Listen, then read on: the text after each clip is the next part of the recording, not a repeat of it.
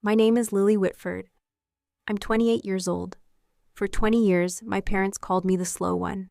While my sister Miranda collected Harvard degrees and promises of inheritance, they mocked my dyslexia at the dinner table, excluded me from family decisions, and paid me a fraction of what they paid her. But on Miranda's graduation day at the Plaza Hotel, in front of 350 guests, a stranger handed me an envelope that would expose every lie my parents had ever told about me. What they didn't know was this. My grandmother had been watching. She saw everything. And she left me something that would turn the entire Whitford empire upside down. The Whitfords were old money Manhattan, the kind of family whose name appeared on hospital wings and museum plaques. My father, Gerald Whitford, ran Whitford Properties. At a commercial real estate empire my grandmother, Eleanor, had built from a single Brooklyn office in 1965. By 2024, the company was valued at $92 million. I was born with dyslexia, diagnosed at 7. The letters on pages would swim and rearrange themselves, turning simple sentences into puzzles that took me 3 times longer to solve than they did for other kids. My parents' response wasn't support. It was shame. When I was 12, they hired tutors for Miranda's violin lessons at Juilliard, French immersion classes, and SAT prep with a Princeton graduate who charged $400 an hour. When I asked about getting help for my reading, my mother, Priscilla, just sighed. Lily, we've already spent so much on specialists. At some point, we have to accept that some children just aren't academic. I was 12, and I believed her. So I learned to adapt on my own. Audiobooks became my lifeline. I developed a system of visual notes, diagrams, and flowcharts that helped me process information in ways traditional reading couldn't. And every Sunday afternoon, I took the train to my grandmother Eleanor's apartment on the Upper West Side, where she would sit with me for hours, explaining concepts through stories instead of textbooks. Lily, she told me once, her weathered hand covering mine, you read slower than most, but you see things others miss. That's not a disability, sweetheart. That's a different kind of vision. I didn't fully understand what she meant then, but I would. First, I had to survive another 19 years of being the Whitford family's embarrassing secret. Christmas 2018. 20 relatives gathered around the mahogany table in my parents' Upper East Side townhouse. Crystal chandeliers, catered dinner, the annual performance of Whitford family perfection. My father stood at the head of the table, wine glass raised. I'd like to make an announcement. His voice carried that boardroom authority he wore like a second skin. Miranda has been accepted to Harvard Law School on a full scholarship. Applause? Cheers. Miranda blushed with practiced modesty. My eldest daughter, Gerald continued, beaming, will be the first Whitford to attend Harvard in 3 generations. She's going to take this family and this company to extraordinary heights. More applause. Then his gaze drifted down the table, to me, and Lily. He paused. The warmth in his voice evaporated. Well, Lily is also here. A few relatives chuckled. Soft, uncomfortable laughs, the kind people make when they don't know what else to do. Miranda didn't defend me. She laughed along with them. I stared at my plate. The roasted lamb blurred through the tears I refused to let fall. Under the table, a hand found mine. Thin fingers, papery skin. Grandma Eleanor, seated across from me, squeezed gently. When I looked up, her eyes held something fierce, something that looked almost like fury directed at her own son. She didn't say anything, not then. But 3 months later, she called me to her apartment and said she needed to show me something important. I didn't know it at the time, but that Christmas dinner, that moment of casual cruelty in front of 20 witnesses, had set something in motion. It's something that would take 5 years to explode. After graduating from a state university in 2022, not an Ivy, never an Ivy, I applied for a position at Whitford Properties. I wanted to prove I could contribute, that the family business could be my path too. My father agreed to hire me as an administrative assistant. Salary, $42,000 a year. That same month, Miranda joined as chief legal counsel. Her salary, $280,000 plus bonuses. My job consisted of photocopying documents, booking conference rooms, and fetching coffee for executives who never learned my name. I wasn't invited to a single meeting. I was never shown a single contract. But I watched, and I listened. I discovered something about myself during those long hours in the copy room. I could spot patterns others missed. When executives discussed deals in the hallway, and I'd sketch diagrams of the relationships between parties, the flow of money, the potential conflicts.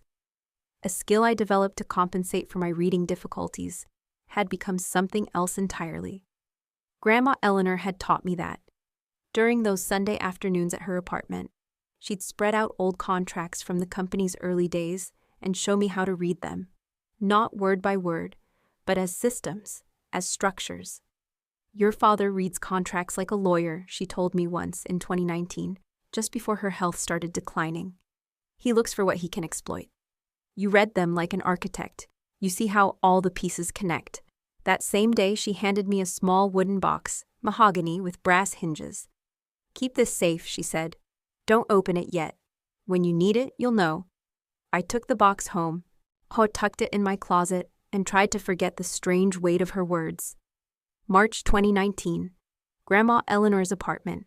She was 82 then. Her once vigorous frame grown thin, her silver hair wispy against the pillow of her armchair, but her eyes, those sharp, knowing eyes, hadn't dimmed at all. "Sit down, Lily." I sat across from her in the living room where I'd spent so many Sunday afternoons. The walls were covered with photographs. Eleanor breaking ground on her first Brooklyn property in 1965. Eleanor shaking hands with the mayor. Eleanor accepting a Women in Business award in 1987. Not a single photo of my father at the helm. "I built Whitford properties from nothing," she said, her voice carrying decades of steel. "One office, one secretary, 60 years of work. Like your father." She paused and something bitter flickered across her face. "Your father inherited it. He didn't build it. He doesn't understand what it means to create something. Grandma.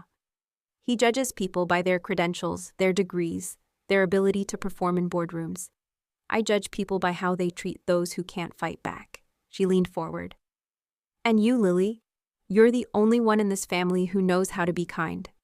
She pressed the wooden box into my hands. "There's something inside that might help you someday, but not yet. You're not ready yet, and neither is Gerald." Her grip tightened. "When the time comes, when he shows you exactly who he is, you'll know what to do." I wanted to ask what she meant, what was inside, why she'd chosen me, but she changed the subject. She started talking about the weather, on her garden, the book she was reading. 18 months later, she was gone. Pancreatic cancer. I held her hand in hospice. I was the only family member at her bedside. The box remained unopened in my closet. Then came April 2024. The email arrived on a Tuesday afternoon. Subject line: Position restructuring. Confidential, dear Ms. Whitford.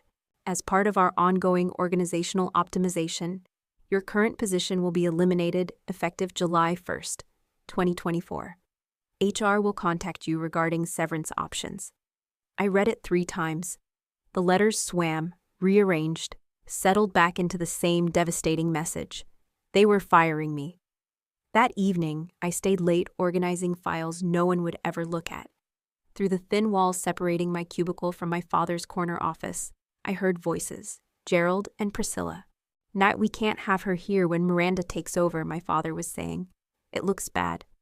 "What kind of questions?" my mother asked. "Why she's not in leadership, why we haven't promoted her." A pause. "Why she's the way she is." My mother's response came soft, almost gentle. "We've done everything we could for her, Gerald. Some children just don't have what it takes." "Exactly, so she needs to go. We'll give her a generous severance. She can find something else, something more suited to her abilities." I pressed my palm against the wall. $42,000 a year. My studio apartment in Queens, shared with 2 roommates, cost $1,800 a month. I had no savings, no safety net. If I lost this job, I'd be homeless within 2 months. But the money wasn't what made my chest tighten. It was the realization settling into my bones like frost. As if I let them do this, if I accepted their version of who I was, I would spend the rest of my life as the family failure. Not because I had actually failed, but because I had never been given the chance to succeed. Miranda's graduation party was tomorrow. I wondered what other announcements my father had planned. May 15th, 2024, the Plaza Hotel, Grand Ballroom, 350 guests filled the gilded room. Business partners, investors, lawyers from white shoe firms, extended family members I barely recognized. Crystal chandeliers cast prismatic light across silk tablecloths. A 12-piece orchestra played Gershwin in the corner. This was Gerald Whitford's kingdom. His stage, the place where he performed his role as patriarch, mogul, and the man who had everything. I stood in the entrance, tugging at the hem of my dress, black, simple, $79 from Zara. The most I could afford on my salary. Everyone else glittered in designer gowns and tailored tuxedos. My mother intercepted me before I could find a seat. "Lily." Priscilla's gaze traveled from my drugstore makeup to my scuffed heels. Her lips pressed into a thin line. You couldn't find anything nicer?" "This is what I have." She adjusted her Cartier bracelet. "You'll be at table 27 near the service entrance. Try not to draw attention to yourself." "Of course." "And Lily," she leaned closer, her Chanel No. 5 overwhelming, "tonight is Miranda's night. Whatever you're feeling, whatever resentment you think you're entitled to, keep it to yourself. Don't embarrass us." She walked away before I could respond. Table 27 was at the back of the ballroom, partially hidden behind a pillar. My table mates were distant cousins I'd met maybe twice. From my seat, I could see the main stage, the massive portrait of Miranda in her Harvard regalia. The banner reading, "Congratulations, Miranda Whitford, Harvard Law Class of 2024. And near the entrance, standing alone by the door, a silver-haired man in a gray suit. And he wasn't mingling, wasn't eating, just watching. His eyes found mine across the crowded room. Something cold prickled down my spine. At 8:30 p.m., the orchestra stopped. The lights dimmed. A spotlight illuminated the stage where my father stood, champagne flute raised. "Ladies and gentlemen, thank you for joining us tonight to celebrate an extraordinary young woman." The applause began before he finished the sentence. Miranda graduated in the top 5% of her Harvard Law class. She completed a clerkship with Justice Reynolds. And last month she made partner track at Sullivan & Cromwell in record time. Gerald's voice swelled with pride. "But tonight, I'm not just celebrating her achievements. I'm announcing her future." Miranda joined him on stage, radiant in emerald Valentino. "Effective immediately, Miranda Whitford will inherit my entire estate upon my passing. This includes our family residence at 740 Park Avenue, currently valued at $13 million, a Tesla Model S Plaid, and most importantly," he paused for effect, "the position of CEO of Whitford Properties when I retire." The room erupted. Standing ovation, camera flashes. Miranda dabbed at her eyes with performative grace. 350 people celebrating, and not one of them glanced at table 27. The cousin beside me leaned over. "Lily, right? So what does that mean for you?" I opened my mouth, then closed it. What could I say? That I had just been formally erased from my own family. That the termination letter in my inbox was only the beginning. That every fear I'd ever had about being worthless had just been confirmed in front of everyone who mattered. As the applause died down, Miranda hugged our father, cameras clicked, and through the crowd, the silver-haired man by the door began walking toward me. Slowly, deliberately, like he had been waiting for this exact moment. He stopped at my table. Up close, I could see he was older than I'd thought, early 60s, with deep-set eyes and the careful posture of someone who had spent his life in courtrooms. "Miss Whitford." "That's me." I straightened in my chair. "Can I help you?" "My name is Jonathan Ellis." He pulled a business card from his breast pocket. Cream-colored, embossed, Morrison and Blake, attorneys at law. "I was your grandmother's lawyer." "My grandmother." He didn't sit, didn't soften. "She left something for you with very specific instructions about when to deliver it." From inside his jacket, he produced a cream envelope, our heavy stock, sealed with red wax bearing a notary stamp. "What is this?" "Her will." His voice dropped. "The real one, the one your father doesn't know exists." I stared at the envelope.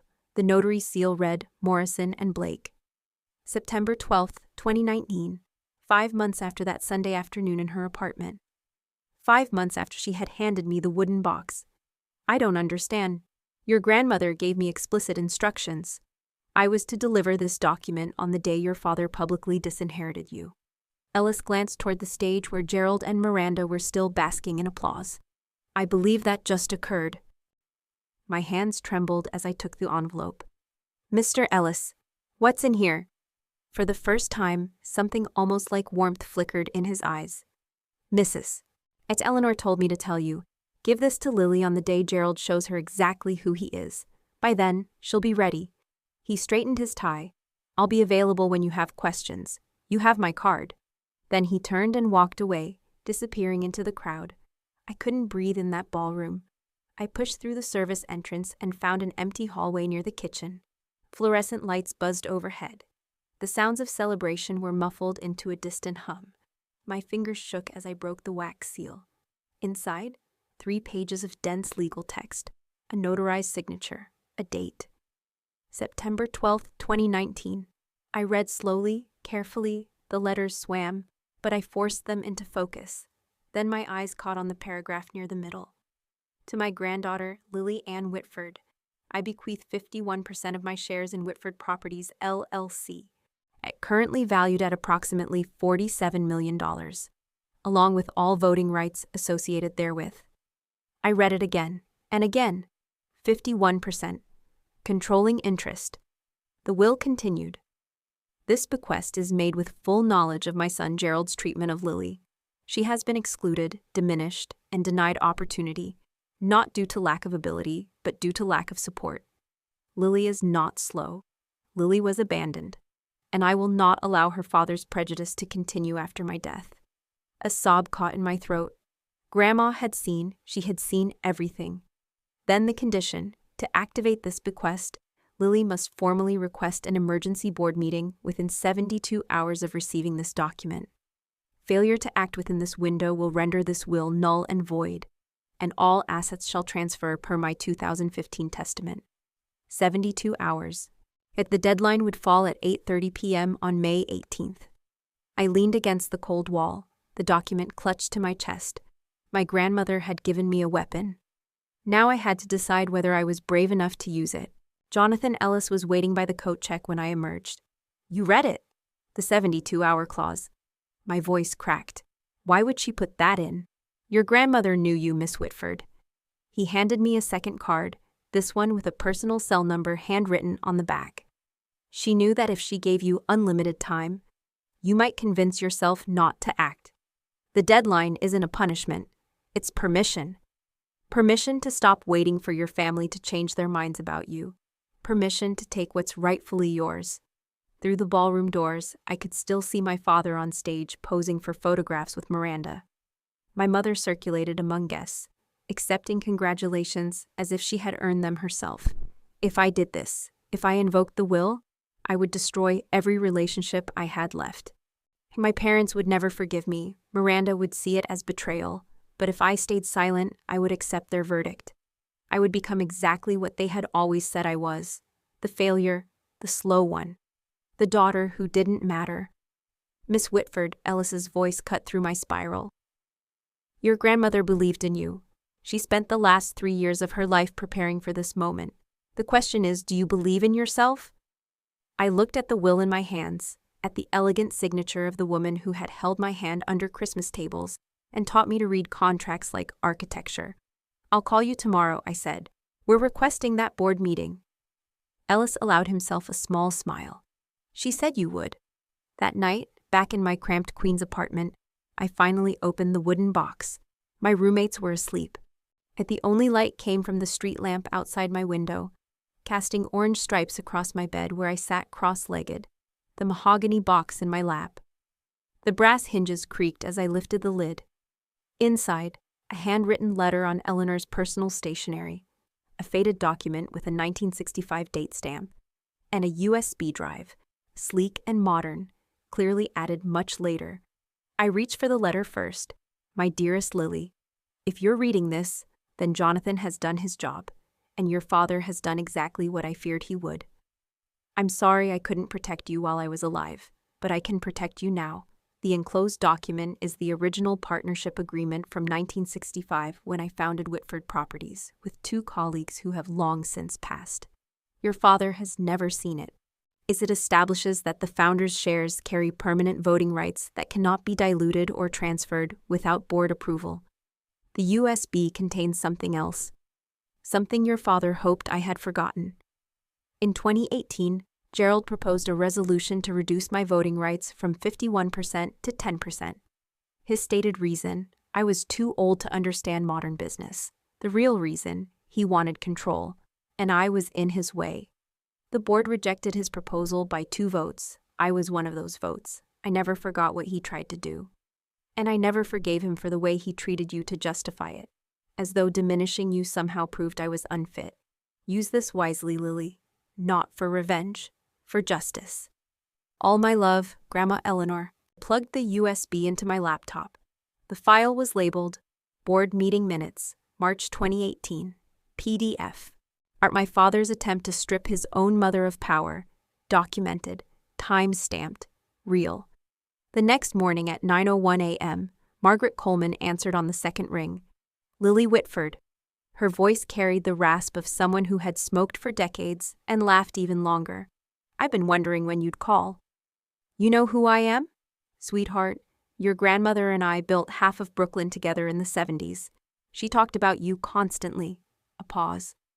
She also told me about the will 3 years ago, right before she passed. I gripped my phone tighter. Then you know what I'm about to do. I know what you're considering doing.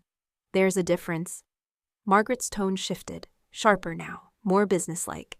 You want to request an emergency board meeting. That requires 3 board members to sign the petition. I'm one. You'll need 2 more. Can you help me find them? I can do better than that. I heard papers shuffling in the background. Gerald Whitford isn't as popular as he thinks. His management style is, let's call it, autocratic. At least 4 board members have expressed concerns privately. They just need someone to go first. Hope sparked in my chest. Who? Richard Holloway, Susan Parker. They've both been on the receiving end of Gerald's temper in closed sessions. I'll make some calls. Then she paused.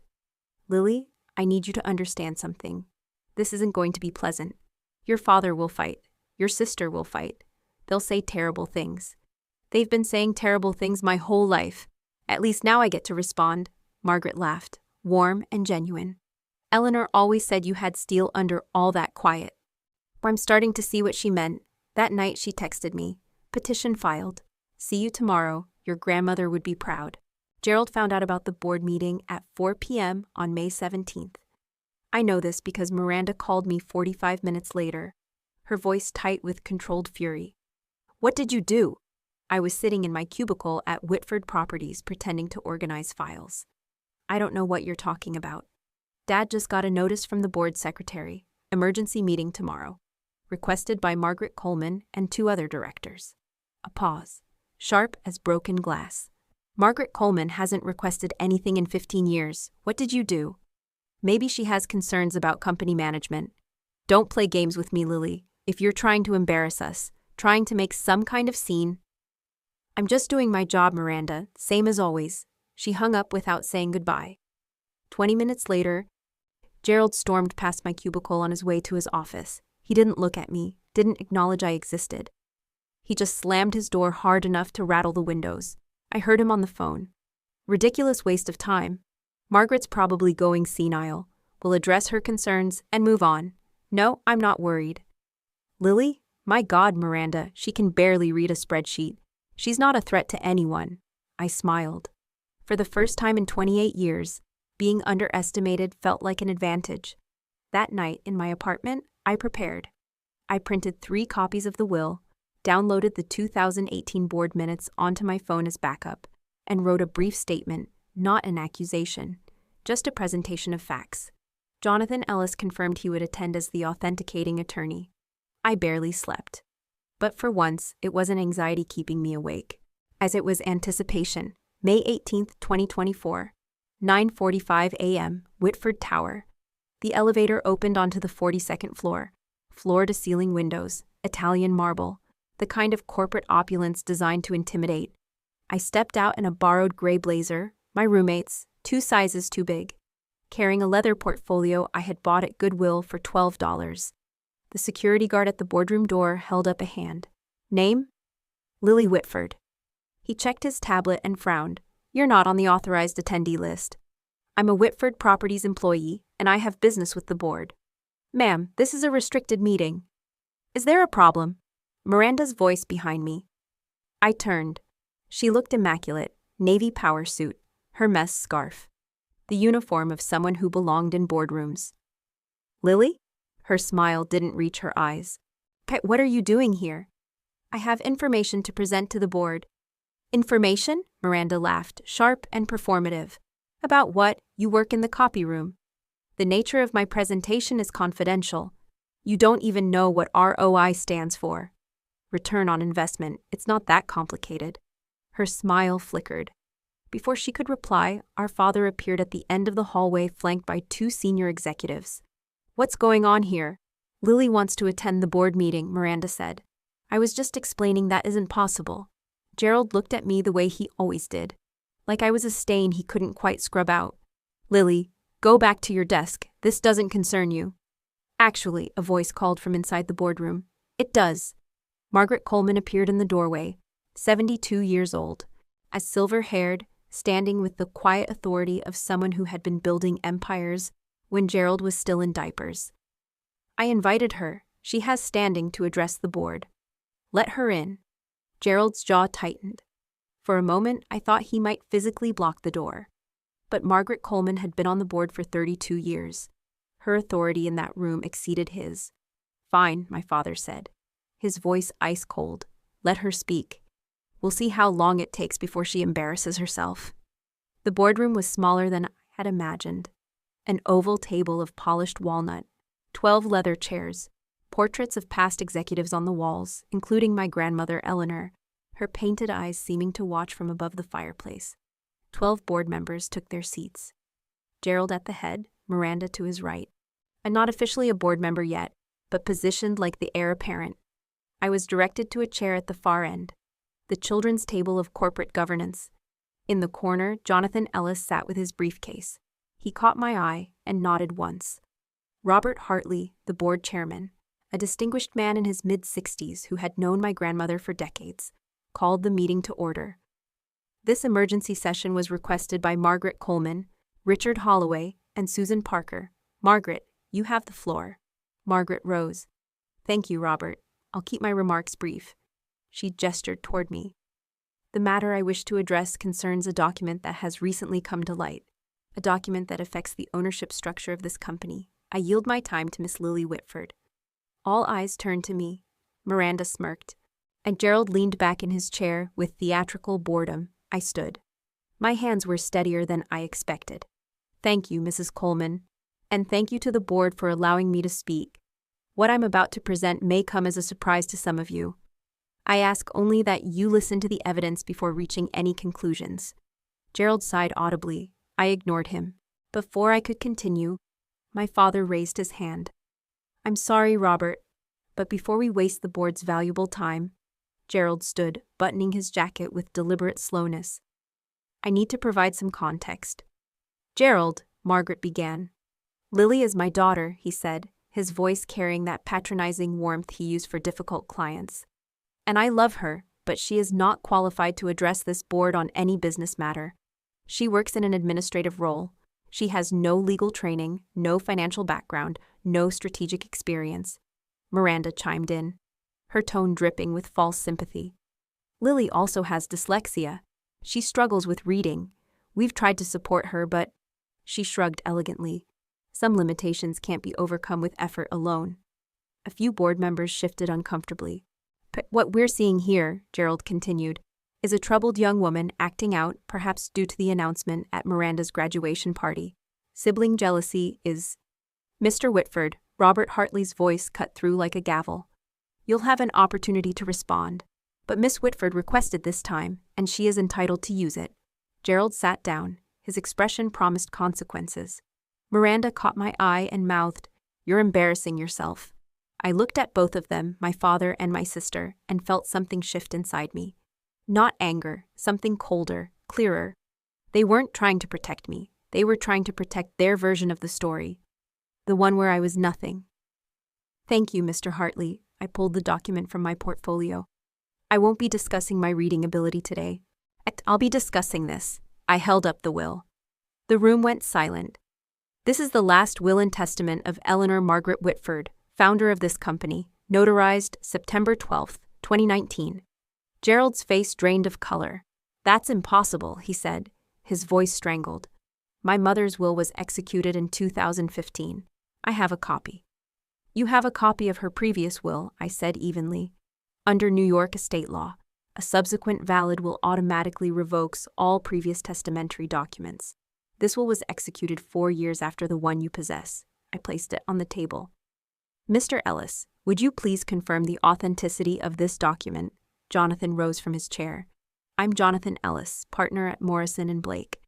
I served as Eleanor Whitford's personal attorney from 2008 until her death in 2021. I can confirm this will was executed in my presence on September 12, 2019. It was witnessed by 2 independent notaries, and the original is held in escrow at Chase Private Client. Robert Hartley studied the document. His eyebrows rose. This will bequeaths 51% of Whitford Properties shares to... He looked up at me. To you, Miss Whitford. Murmurs rippled around the table. That's a forgery, Miranda said, but her voice had lost its confidence. It is not, Jonathan replied immediately. And I'd advise you against making accusations of fraud without evidence, Miss Whitford. Morrison & Blake's reputation speaks for itself. Gerald slammed his palm on the table. This is absurd. My mother was ill. She was being manipulated. Manipulated? I pulled out my phone. Perhaps you'd like to explain this. And then, I pressed play on the 2018 board meeting audio. My father's voice filled the room. Eleanor is 81 years old. She doesn't understand modern business. I moved to reduce her voting rights to 10%. The recording ended. The silence that followed was absolute. That recording, Gerald's face had turned mottled purple. That was a private board discussion. Which Eleanor attended, I said. She recorded it, as was her right as a shareholder. Robert Hartley set down the will. His expression had shifted from neutral to hard. Miss Whitford, would you read the relevant passage aloud for the record? I nodded and took a breath. To my granddaughter, Lily Ann Whitford. I bequeath 51% of my shares in Whitford Properties, LLC, along with all voting rights associated therewith. I paused, letting the words settle. This bequest is made with full knowledge of my son Gerald's treatment of Lily. She has been excluded, diminished, and denied opportunity, not due to lack of ability, but due to lack of support. Miranda made a choking sound. Lily is not slow. Lily was abandoned, and I will not allow her father's prejudice to continue after my death. I looked directly at my father. Gerald has confused credentials with character, degrees with worth. He tried to strip me of my voting rights because I saw through him. He marginalized Lily because she reminded him of the kind of person he refuses to be. Gerald said nothing. His hands were trembling. The will concludes, I built this company from nothing. I choose who carries it forward. I choose Lily. Robert Hartley removed his reading glasses. Jonathan, you can confirm this document is legally binding. I can. The 2015 will is superseded. As of this moment, Lily Whitford is the majority shareholder of Whitford Properties. Margaret Coleman smiled quietly. Richard Holloway and Susan Parker exchanged glances, and for the first time in my life, I watched my father look at me with something other than dismissal. It was fear. This doesn't prove anything, Miranda said. But her voice had turned brittle. Even if the will is valid, which we will contest, Lily has no business experience. She can't run a company. I'm not asking to run the company, I said, addressing the full board now. I'm asking you to examine the facts. I pulled the 2018 board minutes from my portfolio. March 14th, 2018. Gerald Whitford proposed Resolution 2018-07 to reduce Eleanor Whitford's voting shares from 51% to 10%. His stated rationale. I found the passage. The founder is no longer capable of understanding modern business operations. That was taken out of context, Gerald snapped. The resolution failed by 2 votes. Eleanor's vote and Margaret Coleman's. I looked at Margaret. Is that accurate? Margaret nodded slowly. It is. Eleanor called me that night. She was devastated, not because of the resolution, she knew it would fail, but because her own son had tried to take everything she built. "This is ancient history," Gerald started. "It's evidence," I cut him off. "Evidence that my grandmother was not suffering from diminished capacity when she wrote that 2019 will. She was protecting herself from her own son. Hot when she was protecting me." Robert Hartley looked around the table. "Does anyone have documentation contradicting what's been presented?" Silence. "Gerald?" His jaw worked. No words came. "Miranda?" She stared at the table. Richard Holloway spoke for the first time. "Robert, I think we need to recess and have legal counsel review these documents." "Agreed," Hartley said. "We'll reconvene in 15 minutes. 15 minutes stretched into 45. The board's legal counsel, a thin man named Patterson, spent the entire time on the phone with Morrison and Blake, Chase private client, and the New York State Records Office. I sat alone at the end of the table. Jonathan Ellis brought me a glass of water. Margaret Coleman patted my shoulder as she passed. Gerald and Miranda huddled in the corner, their whispered argument growing increasingly heated. Finally, Patterson returned and whispered in Robert Hartley's ear. Hartley's expression flickered. Surprise, then resignation. "Please take your seats." The board members filed back to their chairs. "Our legal counsel has confirmed the following," Hartley read from his notes. "The will presented by Miss Whitford is valid under New York state law. It supersedes all previous testamentary documents. Effective immediately, Lily Whitford holds 51% of Whitford Properties shares." Someone inhaled sharply. "Additionally, as majority shareholder, Miss Whitford has the right to propose motions to the board, including matters pertaining to executive leadership." He looked at me. "Miss Whitford, do you have any motions you wish to bring forward?" I stood. My heart was pounding. But my voice held steady. "I have one motion." Gerald rose from his seat. "Robert, this is—" "Sit down, Gerald," Hartley said sharply. "Miss Whitford has the floor." Gerald sat. His face had gone gray. I looked around the table at 12 people who, until an hour ago, had never considered me capable of anything. Now they waited for my decision. The power to destroy my father's career was in my hands. I thought about what my grandmother would want. And I made my choice. I am not proposing to remove Gerald Whitford as CEO. The tension in the room shifted. Miranda's head snapped up. Even Margaret looked surprised. "What I am proposing," I continued, "is a vote of confidence. The board will decide whether Gerald Whitford retains their confidence as CEO of Whitford Properties. If the majority votes no confidence, he resigns. And if the majority votes confidence, I will not interfere with operational leadership during my tenure as majority shareholder."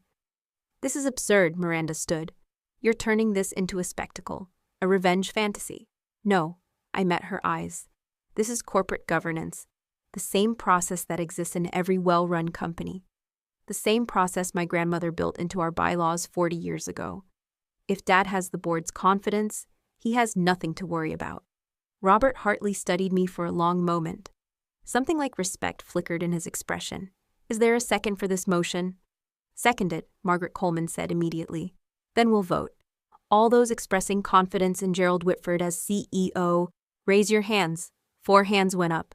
Gerald's allies, people who owed their board seats to his recommendations. "Are all those expressing no confidence?" 7 hands rose. Robert Hartley counted twice. Then he set down his pen. "The motion carries 7-4, with 1 abstention." He turned to Gerald. "Mr. Whitford, the board has voted no confidence. Per section 14.3 of our bylaws, you have 30 days to tender your resignation." Gerald said nothing.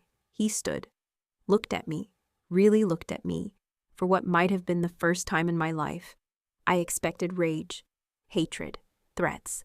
What I saw was worse, recognition, the understanding that he had underestimated me so completely that he had lost everything. He walked out without a word. Gerald caught me in the private corridor outside the boardroom.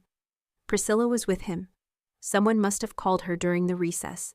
Her face was streaked with tears, mascara bleeding down her cheeks. "You," Gerald said, his voice barely controlled. "You ungrateful, scheming." "Gerald," Priscilla put a hand on his arm. "Not here, not here.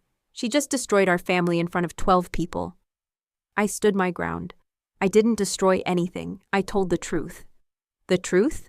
Gerald laughed bitterly. Your grandmother was manipulated. That lawyer, Ellis, he must have. Grandma Eleanor wrote that will 5 months after you tried to strip her of power because she saw exactly who you are. My voice didn't waver.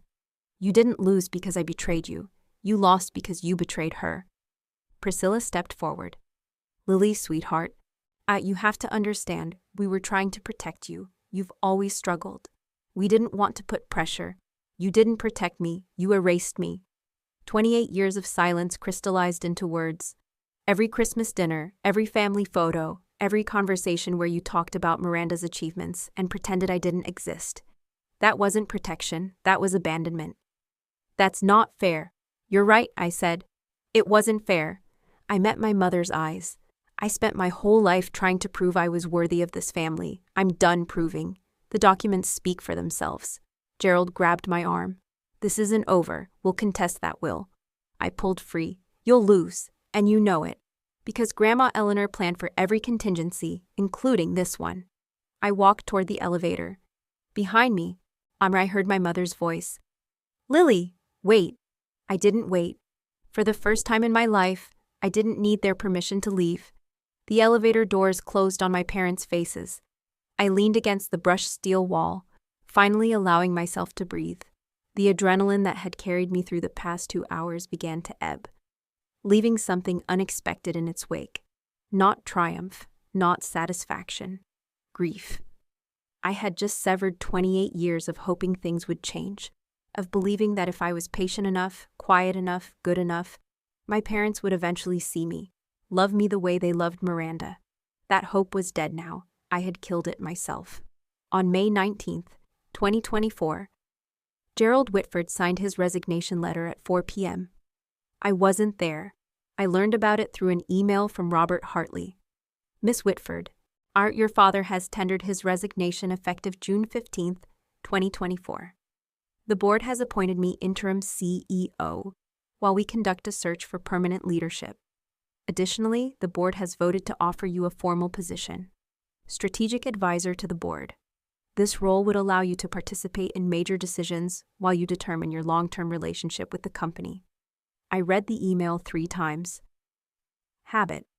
Then I forwarded it to Jonathan Ellis for review. His response came within an hour. Fair offer, no hidden strings. Congratulations, Lily. That evening, an all-staff email went out to the Whitford Properties team. Effective June 15th, Gerald Whitford will step down as CEO. Robert Hartley will serve as interim CEO. Additionally, the board welcomes Lily Whitford as a strategic advisor in her capacity as majority shareholder. My phone buzzed with messages. Colleagues I had worked beside for 2 years, people who had never learned my name, suddenly wanted to have coffee, reconnect, catch up. I ignored most of them, but one message stood out.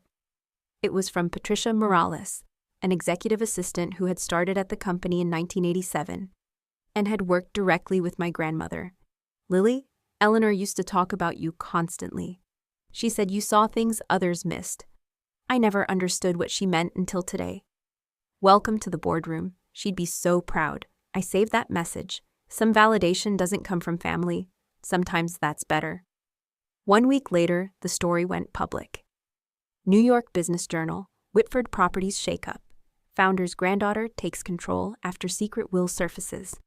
The article didn't name me directly, but anyone in Manhattan real estate circles knew exactly who it was about.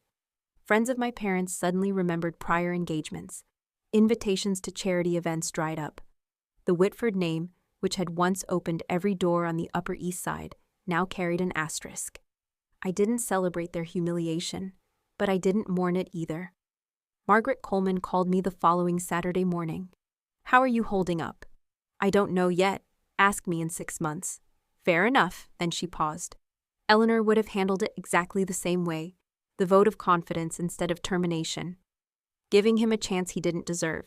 She laughed softly. She always said mercy was the ultimate power move. I thought about that for a long time after we hung up.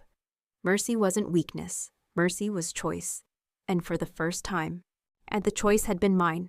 On June 8th, 2024, my phone rang at 2 p.m. Lily. My mother's voice sounded smaller than I had ever heard it. Can we talk? Just us? I agreed to meet her at a coffee shop in Midtown. Neutral territory, no chance of Gerald appearing with lawyers. Priscilla was already there when I arrived.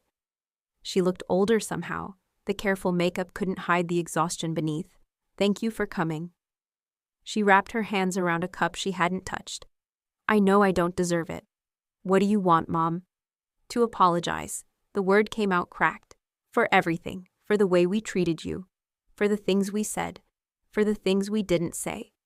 "Are you apologizing because you're sorry or because everything changed?" She flinched. The question hung between us like smoke. "Both," she finally admitted. "But I'm ashamed to say it, but both." Her eyes welled. "I was so focused on Miranda's success, on maintaining appearances. I told myself we were protecting you from expectations you couldn't meet. But that was a lie. I told myself that so I wouldn't have to feel guilty. You let Dad call me worthless in front of family, in front of business partners. You never defended me, not once."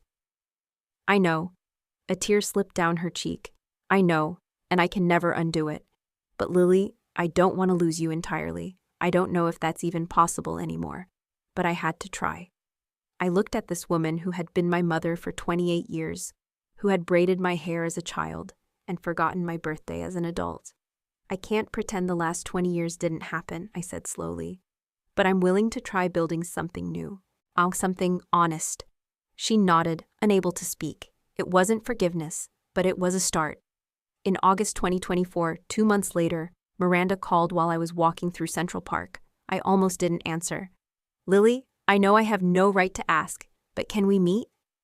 "There's something I need to say." We sat on a bench near Bethesda Fountain. The August heat pressed down like a weight. Miranda looked different. The armor of perfection she had worn her whole life had cracked. Dark circles under her eyes, hair pulled back carelessly. "I've been in therapy," she said without preamble, "since May, 3 times a week." "That's good. It's brutal." She laughed humorlessly. "Turns out being the golden child isn't actually a gift. It's a different kind of cage." I waited. "Dad expected me to be perfect. Every grade, every achievement. Every award was never enough. It was just the baseline for what came next." She stared at the fountain. "And the way they treated you. I told myself that was just how things were. That you were different. That I was protecting you by not challenging them." "You weren't protecting me." "No, I was protecting myself. Because if I defended you, I became a target too." She finally looked at me. "That's not an excuse, it's just the truth." "What do you want from me, Miranda?" "Nothing, I don't deserve anything," her voice cracked. "I just wanted you to know, I see you now, really see you, and I'm sorry I didn't look sooner." We sat in silence. 2 sisters who had grown up in the same house as strangers. "I can't go back to how things were," I said finally. "But I'm not interested in staying enemies either. Maybe we start over from scratch." Miranda's eyes filled with tears. "I'd like that. It wasn't the sisterhood I had wanted as a child, but maybe it could become something real." By November 2024, 6 months after the board meeting, I moved into my own apartment in Brooklyn Heights, 1 bedroom, pre-war building. A view of the bridge my grandmother had walked across to her first office in 1965. The rent was more than I had ever paid, but I could afford it now. My new salary as Director of Sustainable Development at Whitford Properties was $185,000 a year, plus dividends from my shares. The title was my idea. A new division focused on green building practices, sustainable real estate, environmental impact assessments, the kind of innovation my grandmother would have championed if she had lived to see it. Gerald called once a month now, on short conversations, polite. He asked about the weather, about my apartment, about work. We both pretended the past hadn't happened. It was easier that way. Priscilla and I had lunch every other week. Slowly, awkwardly, she was learning to see me as a person instead of a problem. It wasn't the mother-daughter relationship I had dreamed of, but it was honest. Miranda and I got coffee on weekends sometimes. We were learning each other, really learning for the first time.